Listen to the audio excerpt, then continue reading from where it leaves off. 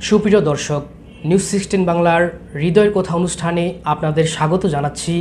আমি মোহাম্মদ নূর হাসান।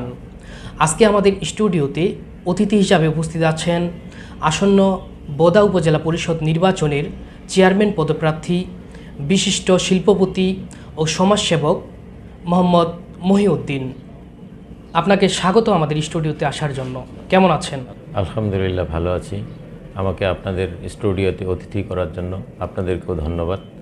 সামনে তো উপজেলা পরিষদ নির্বাচন, আমরা দেখছি আপনি উপজেলা চেয়ারম্যান পদে নির্বাচন করার জন্য ব্যাপক প্রচার প্রচারণা চালাচ্ছেন। কেমন সাড়া পাচ্ছেন? আলহামদুলিল্লাহ, আমি যতটুকু ধারণা করছিলাম তার চেয়ে ব্যাপক হারে জনগণের সাড়া পাচ্ছি। আল্লাহর রহমতে এইভাবে সাড়া পেলে সামনের নির্বাচনে ইনশাআল্লাহ জয়যুক্ত হব। হঠাৎ আপনি কেন উপজেলা পরিষদ নির্বাচনে অংশ নিচ্ছেন? আমি দীর্ঘদিন যাবৎ বিভিন্ন শিক্ষা প্রতিষ্ঠান, ধর্মীয় প্রতিষ্ঠানে সেবামূলক কাজে নিয়োজিত আছি এবং থাকব। আবার নিজস্ব তহবিল থেকে বিভিন্ন অনুদান দিয়ে আসতেছি।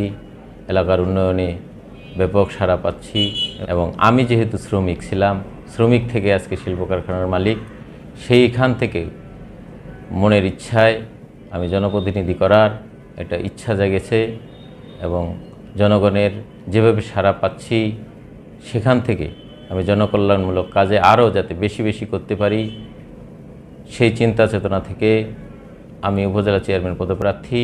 নির্বাচনে জয়ের ব্যাপারে আপনি কতটুকু আশাবাদী?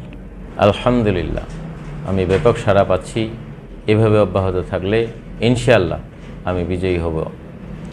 নির্বাচনে জয়ী হলে আপনি এলাকার জন্য কি কাজ করবেন?